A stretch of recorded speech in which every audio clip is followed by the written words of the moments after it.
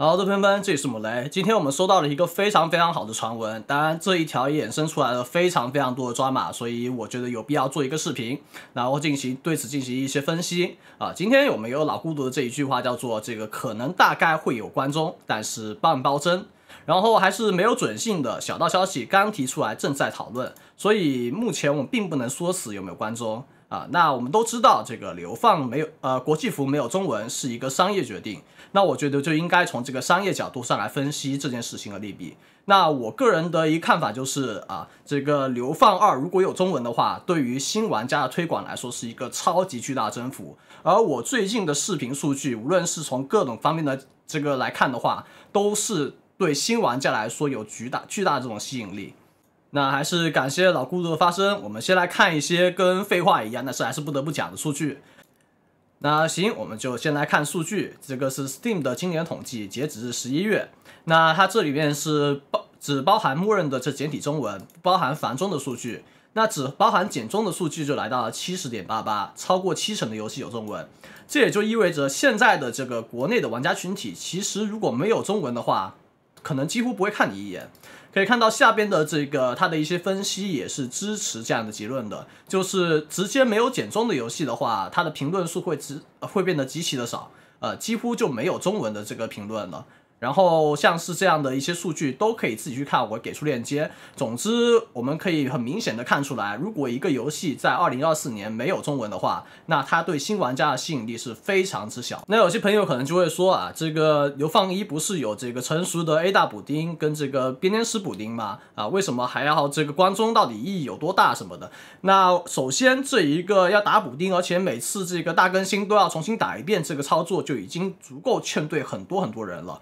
然后像是 A 大补丁还需要去论坛去积累积分这些操作，总之这一块也是一个筛选巨大门槛。你这个游戏不光要加速器，然后还要这个汉化补丁，然后还要一大堆这种工具的话，其实就已经是一个非常大的筛选门槛了。所以这对流放2想要去吸引的新人玩家来说，又是一个非常重大的一个阻碍。那就是一个中文补丁跟关中支持两个最大的差别。而且像是中文补丁，我们也知道在流放1里边有很多这个翻译完全不一致的情况像这个繁体的翻译跟这个 A 大的翻译跟这个国内关中的翻译都不一样会有这种让玩家感到非常困惑的情况，就是我在讨论这个 BD， 然后你会发现它在不同的补丁里面对应的名词都是完全不一样的，这是一个超级混乱的情况。如果有关中的话，这样的情况是不会出现。并且在我们讨论这个补丁的同时，有一个地方是完全打不到补丁，而且它有很多潜在新玩家的，就是主机。那主机的朋友可以在底下的评论区留言，让大家看到你们到底有多大的一个规模。就是现在其实国内的主机已经有一个几百万台的一个装机量了，这点是已经受到多方验证的。那么为什么大家会选择主机？就是因为现在如果你花这个大概5-6千块，然后能够去买一台 PS Pro 的这个PS5 Pro 这样的一个水准的话，你去装一台这个 PC 可能只有一个中端左右的显卡这样一个中端左右的 CPU， 那其实并不够爽那再降一点的话，像是3-4千块或者是2-3千块，你能够买到这个 XSS 或者是这样的一个最基本的入门的本世代的主机，那实际上你要去装一台电脑的话，它的性能是远不够用的。所以很多人会因为这样的一些预算的限制包括这个如果是买这个 Xbox 的话，那我就有一个 XGP 能够去让我享受到很多的这种就是白嫖的游戏，很爽。然后买 PS 的话，也能够去玩到 PS 的一堆独占大作。那有很多人就会有这样的考虑去购买主机，而非去升级一台 PC。我们可以看到，这是流放2的配置要求，最低的要求也是你需要有960以上的显卡，以及这个i7-7700的这样的一个水准的 CPU。那这些配置可能很多人的电脑都是10几年前的凑合能用的，或者说像是什么1080战神这一种东西，然后战到现在还能玩一些最起码的游戏，但是你玩流放2的话，只能开一个最低配。然后又发现换一台笔记本或者是换一台这个 PC 要这么贵的话，很多人的选择是主机。所以其实主机对现在的玩家来说是非常具有吸引力的，它有性价比，然后它也有各种各样的支持那对于新玩家来说，其实主机是一个不得不考虑的平台。那我觉得还有一个场景就是2024年完全不能忽视的地方，就是那些商城里面的主机体验的那些地方。大家都知道这些商城里边会有什么双人成行啊，会有黑猴啊这些热门游戏的跟你玩的地方，然后它收费非常贵，对吧？但是这个收费对于一些不玩游戏的人群来说并不是很贵的，所以你会看到很多人掏30块钱1小时或者是40块钱1小时在这上边玩一些玩几个钟头的游戏，对他们来说并不是一个特别大的开销，因为商场里面的这些东西更贵。所以如果说能够吸引到这部分人入坑的话，是一个非常夸张的一个你很难想象得到的一个场景。就你想象一下有没有这种可能啊？大家这个双人成行什么黑猴都玩腻之后，然后就有人说网上说，这个游戏好像挺不错的，而且它这是双人同屏，要不然玩一下试一试。然后被里边 boss 乱干啊，不是，然后被整个游戏吸引了去入坑之后，你能想象得到能够吸引多少新玩家吗？当然，这一切的前提都是游戏有中文。所以如果没有中文的话，你也会损失掉这一块任何的可能。如果没有中文，没有关中，那么这些厂商、这些商家就不会把这个游戏放进任何的这个列表里边，因为它没有中文。那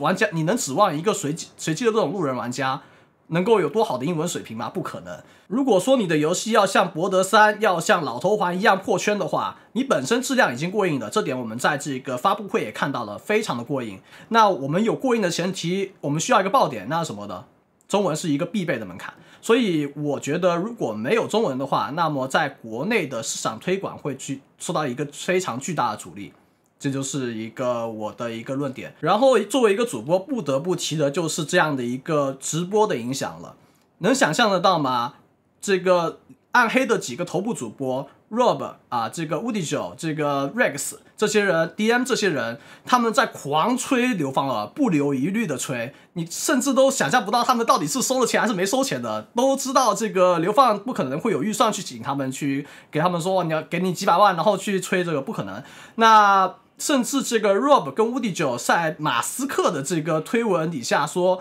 快来玩流放二，这就是游戏素质的胜利。那如果是国内的这些主播要考虑播流放二呢？没有中文，然后要告诉大家玩这个游戏你要先打汉化补丁，或者是你必须要有 PC， 你不能用主机，哪有这么多限制啊？你还要开加速器什么？那我直接不玩了。那这些主播既然播了一个大家都不能玩的游戏，自然就会考虑不播，他们就不会把它放进他的这个考虑名单里边去。那你要回头再去花这些钱请这些主播播，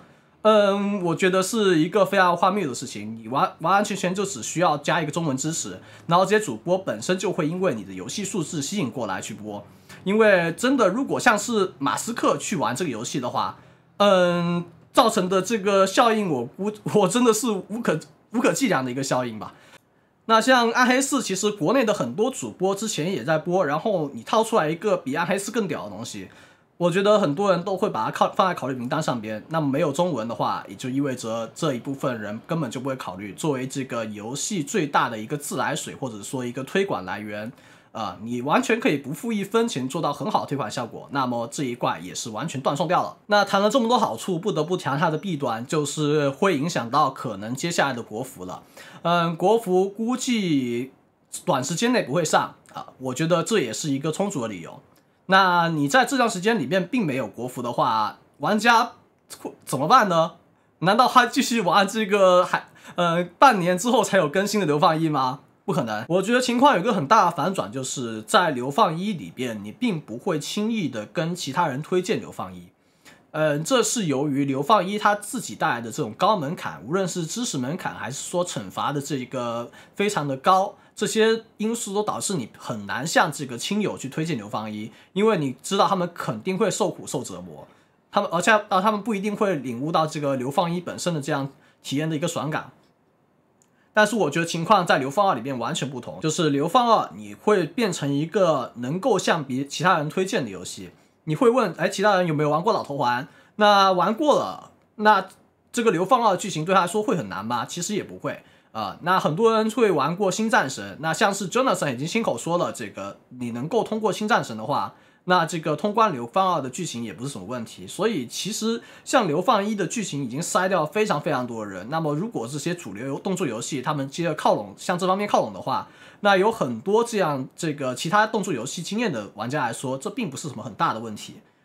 所以我觉得流放2是一个你能够真的开得了口跟亲友去进行推荐的游戏。那话说回来，对国服有什么影响呢？到时候国服真的开了，我们就会有一批这个非常巨大的潜在的玩家，因为到时候国服开了，大家口耳相传，哎，这个游戏要上国服了，你们玩的感觉怎么样？然后发现大家一致都在推荐，那自然就玩了。然后亲友跟着玩的话，你就会想着回去国服去跟亲友一起玩，这是大家都相信有很多这样的朋友都会选择说我要跟亲友一起玩。然后亲友听到国服消息之后，就算是你会感觉是完全无关的人，听到国服开的消息之后都会过来玩，那其实是有一个非常巨大的带动作用。所以在你的这个游戏发布之前，有一批非常好的这种非常能够帮你大力宣传的这样的一个潜在玩家自来水，是一个非常具有帮助的一个群体。那我想说的就是这一切了。我觉得就是考虑到可能的潜在的这么大的一个新玩家群体，那如果国际服能够开放中文，对于这个玩家来说，对于这个主播来说，或者对于这个游戏的推广来说，都是赢的。然后而且国服也不会受到特别大的牵连，这是我个人的一个看法。当然这个我相信我能说的就这么多了。然后非常希望这个国际服能够有中文，以及国服能够早日上线。